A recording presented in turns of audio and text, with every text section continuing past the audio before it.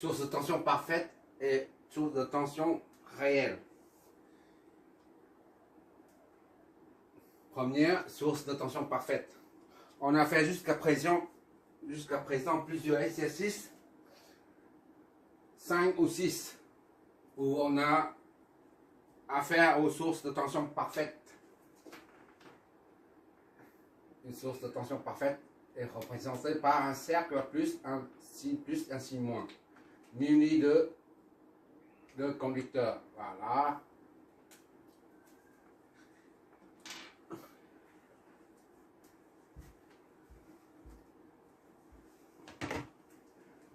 Ça, c'est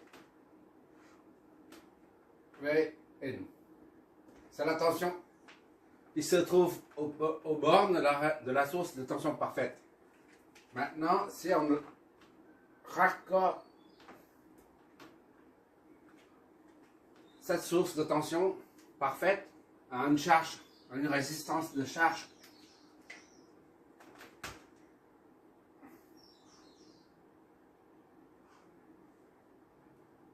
voilà.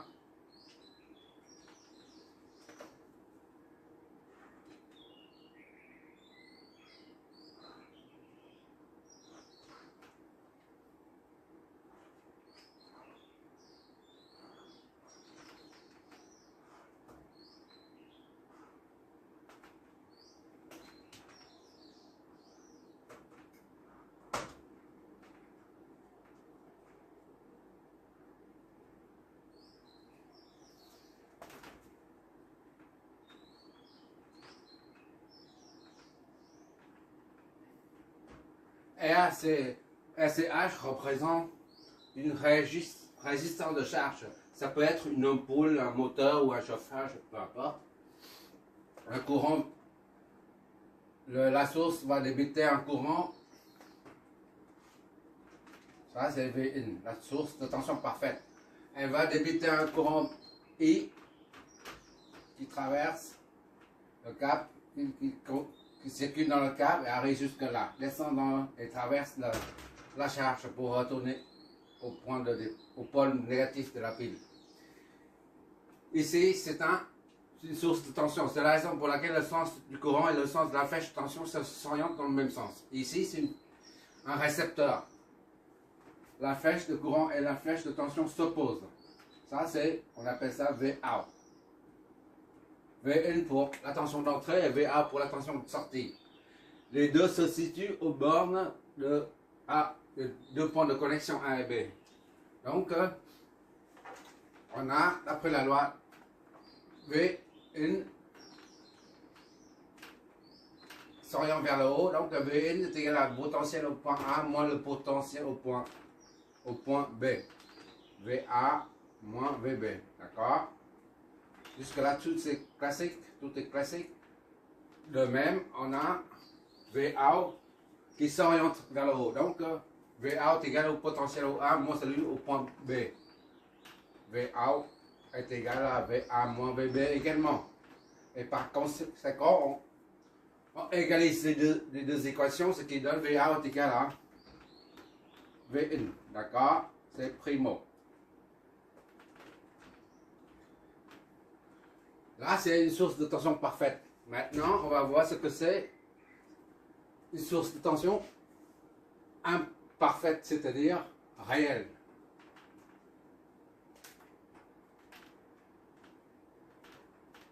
De tension réelle. Ou imparfaite. Voilà. Donc,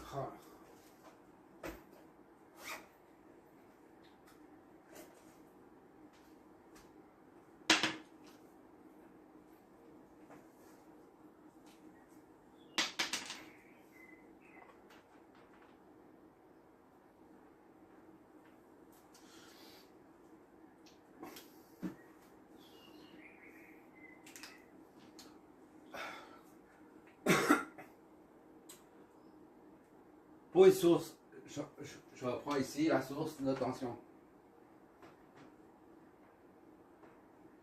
parfaite. D'accord? Ici, je reprends là.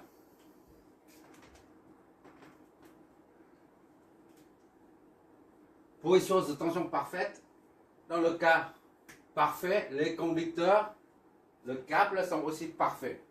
Pourquoi? Parce qu'on a considéré ici que la résistance du conducteur, du fil conducteur est nulle. Il n'y a pas de résistance, sauf la résistance de charge, qui n'est pas nulle, d'accord? Dans le cas idéal, la source n'a pas de résistance, ni le conducteur n'a pas de résistance propre. Là, c'est dans le cas idéal. Mais dans la réalité, si on va zoomer ça, ça donne un conducteur aussi gros que ça. Voilà, un conducteur. Il y a des électrons dedans qui constituent la matière qui est le cuivre.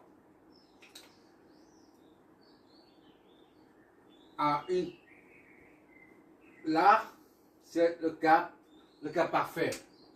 Le cas parfait. Mais dans la réalité, ici c'est la réalité, un conducteur, la résistance du conducteur n'est pas nulle.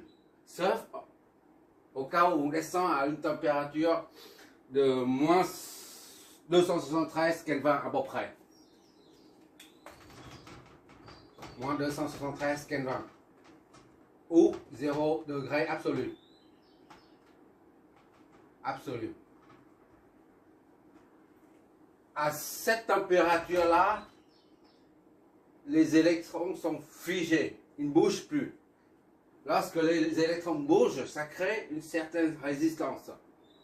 Mais lorsque on descend à cette température-là, 273 degrés Kelvin, c'est-à-dire à 0 degré absolu, les électrons s'arrêtent, ils ne bougent plus. Et par conséquent, il n'y a plus de résistance. Dans ce cas, à 0 degré absolu, la résistance du conducteur est nulle. D'accord?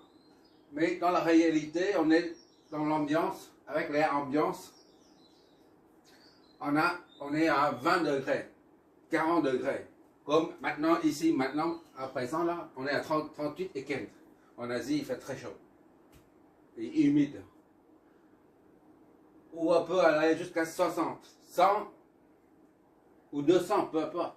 Ou même à 0 degré, les électrons s'agitent. Et quand les électrons bougent, ça crée une résistance. D'accord? Ça, c'est le cas parfait. Ça, c'est le cas réel. Bon, maintenant, le cas parfait, on ne le trouve jamais. Dans la réalité, on voit une source comme ça, là, de tension.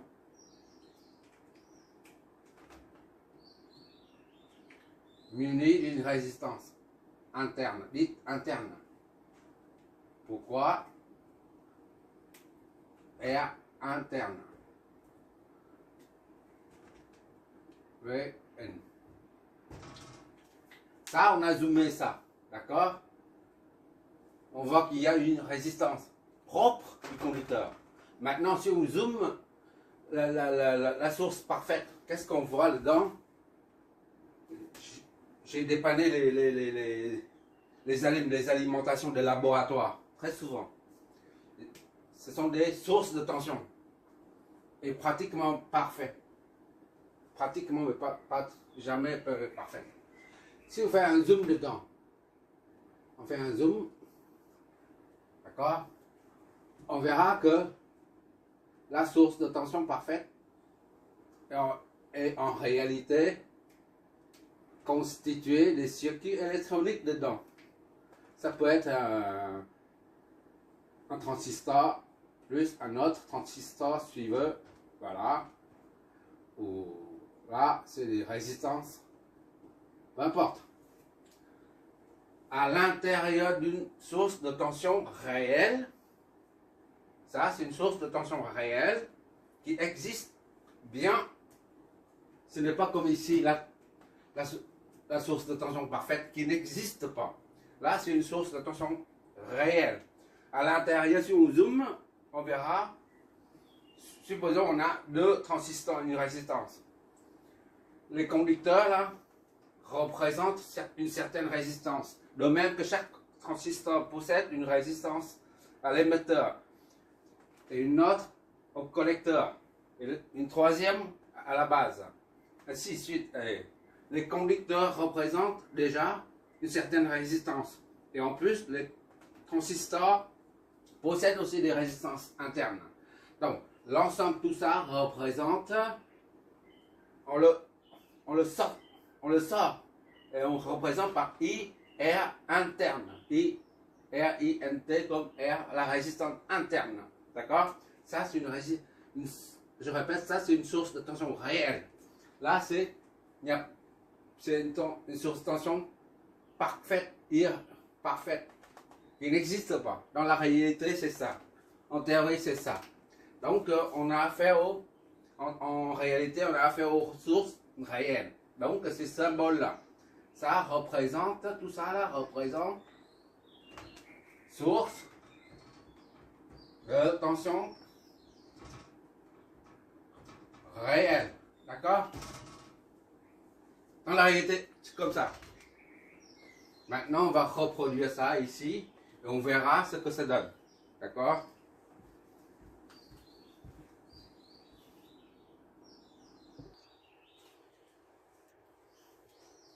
Voilà, j'ai pris le schéma de la source de tension réelle. Je l'ai remis ici. Voilà. Si tu as l'occasion de travailler pour un PME de maintenance électronique, tu auras certainement affaire aux appareils de laboratoire, ce genre. 1, 2, 3, 4, 5, 6, c'est marqué plus, moins, plus, moins, plus, moins. Ce sont des sorties. Ça, c'est 5 volts, on dit des alimentation de laboratoire. Là, c'est 20 volts, ça c'est 10 volts par exemple. Et ça délivre 5 volts ici. Et ça, ici, c'est 20 volts. Il faut pour dépanner, tu enlèves le capot, tu verras qu'il n'y a que des transistors, des résistors, des MOSFET, tout ça dedans. Qu'est-ce que je veux dire? Voilà. Et une fois tu as dépanné, il faut étalonner les sorties là. Pour avoir 5 volts pile à la sortie. De même que 20 volts pile à la sortie. Ici, c'est pareil. D'accord? Ça, c'est comme si ce genre, en général, c'est dans les collèges, universités, c'est les métriques, je crois. Je me rappelle à l'époque, métriques, des vieilles appareils de mesure et de laboratoire. Et quoi encore? Il y a beaucoup de marques. Des oscilloscopes, des générateurs de fonctions. Les générateurs de fonctions aussi sont pour les fonctions sinusoïdales. Générateur de fonctions, voilà. Ça, il faut dépanner ça. Mais pour dépanner, tu vas voir marqué dessus la tension sortie. Et ça représente pratiquement une source de tension parfaite, mais pratiquement, mais jamais parfaite. D'accord? C'est la raison pour laquelle il y a une résistance interne. Comme j'ai dit tout à l'heure, quand on enlève le capot, on verra que le circuit électronique dedans. Ça, c'est une petite parenthèse. C'est une expérience personnelle.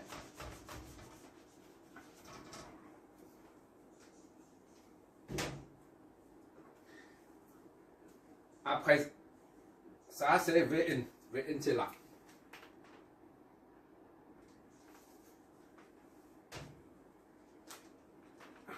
Il n'y a que la résistance interne à ajouter. VN reprend ici. C'est pour dire la tension. D'accord? Qui correspond à la source de tension parfaite. Et on ajoute la résistance interne. Qu'on la met en évidence. En la sortant de la source. Et on met en série. D'accord? À présent, on fait comme en haut. Si on raccorde cette source de tension, là c'est une source de tension réelle, hein? D'accord? Si on raccorde ça, à une charge, une ampoule comme en haut. Une charge. Qu'est-ce que ça nous donne?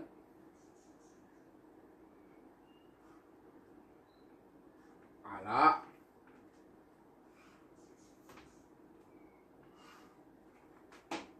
Une charge externe. SH comme en haut. RCH. D'accord? Dès qu'on ferme le circuit, un courant sera débité par courant sort d'ici. I et I traverse ici, monte en haut, traverse et descend dans là pour traverser là. Et il retourne au pôle négatif. D'accord? Bon. Comme d'habitude, on va donner un sens aux éléments. Ça, c'est une source tension. Les deux flèches, tension et courant, s'orientent dans le même sens. Ça, c'est un récepteur. Donc, les deux flèches s'opposent. On appelle ça V. N. T. Pour dire la tension aux bornes de la résistance interne. Et ici, le courant descend la flèche vers le haut, puisque s'il s'agit d'un récepteur. D'accord?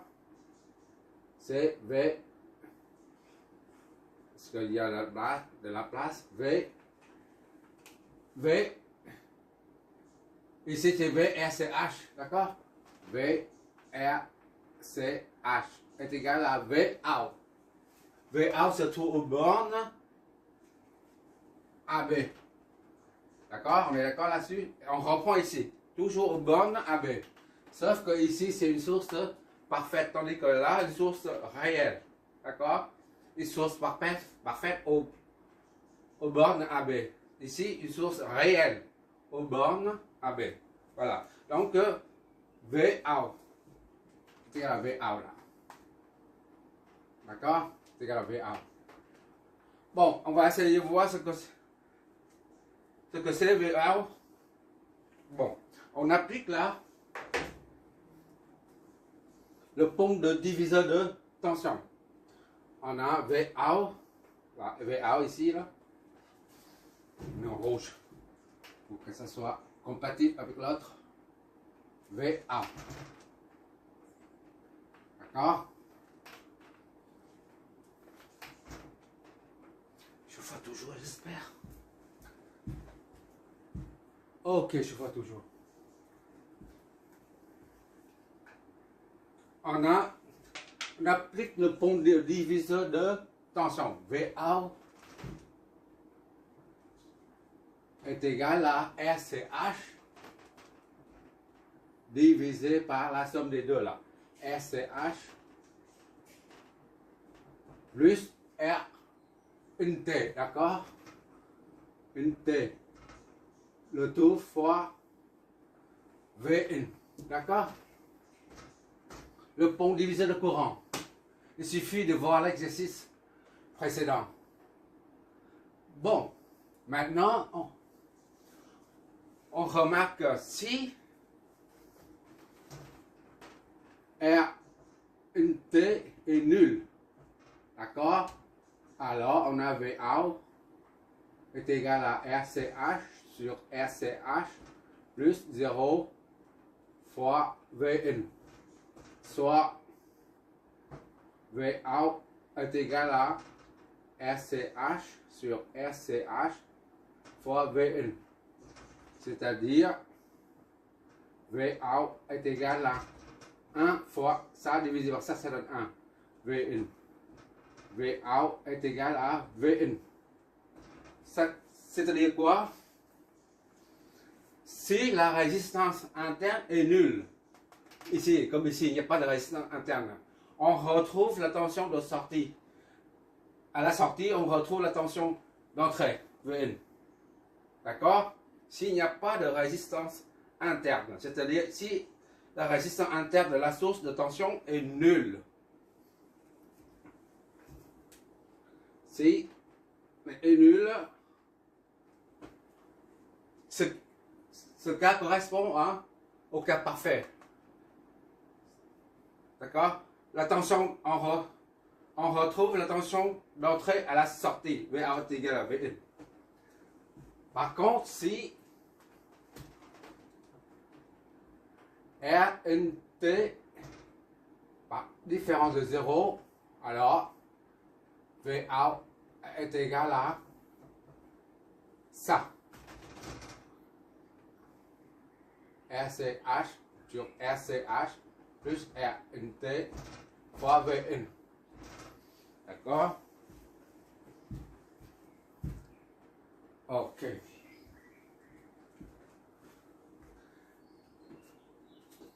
Plus V in est grande, d'accord? Si RCH est bien supérieur, c'est trois flèches, ou on met 2 flèches, suffit. Pour dire que très grand par rapport à Rn.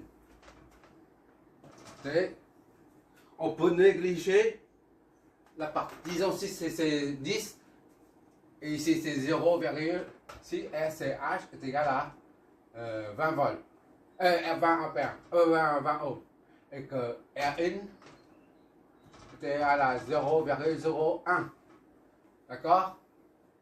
Et bah, on peut négliger ça, d'accord? Ce qui veut dire que si VA est égal à 20, j'applique, je fais une application numérique pour mieux concrétiser le truc. 20 divisé par 20 plus 0,001. 0,1 seulement. Fois VN. D'accord? 20 divisé par 0,01.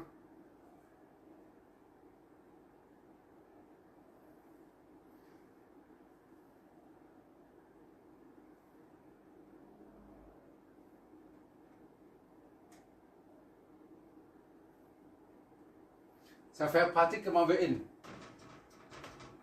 D'accord?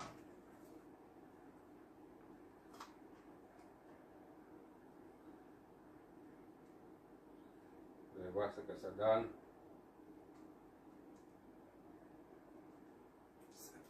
En fait, ça est égal à 0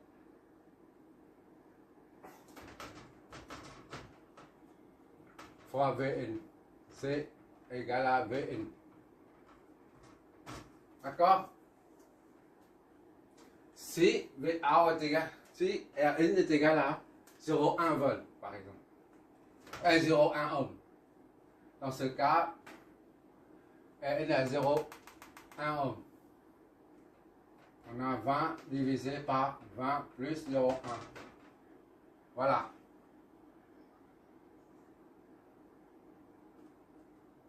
Ça fait 0.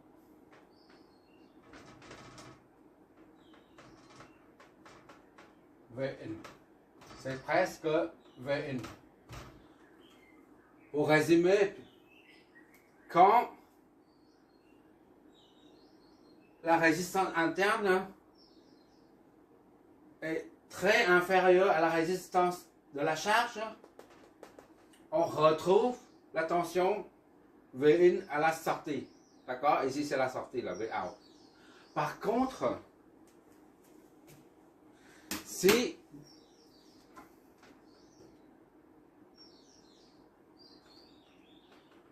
Rn est grande, 1 ohm par exemple, oui, 1 ohm ou 2 ohms. Dans ce cas, on a Vout est égal à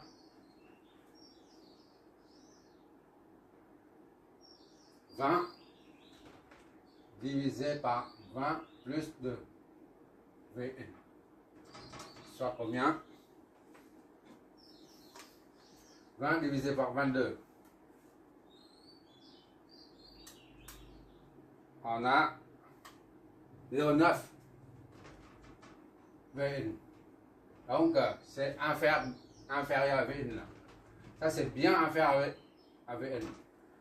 Plus la résistance interne est grande, plus il y a de chute de tension aux bornes de la résistance de sortie interne. D'accord? Je reprends. Si la résistance interne de la source de tension est grande, comme ici, par exemple, c'est 5 ohms par exemple. Si R1 est égal à 5 ohms, alors on a VA est égal à 20 divisé par 20 plus 5 fois V1 est égal à 20 divisé par 25. 0,8 V1 inférieur à 1 V1. D'accord? Comme ça, pour que ça soit clair. Plus la résistance interne augmente, plus il y a de chute de tension aux bornes de la résistance interne. Et par conséquent, la tension de sortie, la VA, diminue. Puisque la sortie, ça plus ça, on va dans le sens, ça plus ça est égal à ça. Donc ça moins ça est égal à ça. Si ça c'est très grand, Vn est très grand et Vn est grand, donc on retrouve une petite tension à la sortie. D'accord? Ça c'est une source de tension réelle. C'est quoi la conclusion dégagée de tout ça? C'est que pour une source de tension réelle, à la sortie, on a toujours une tension un peu inférieure à la tension marquée sur la source, comme une batterie de voiture. Le premier exercice d'introduction, j'ai signalé ce phénomène. On reprend ici.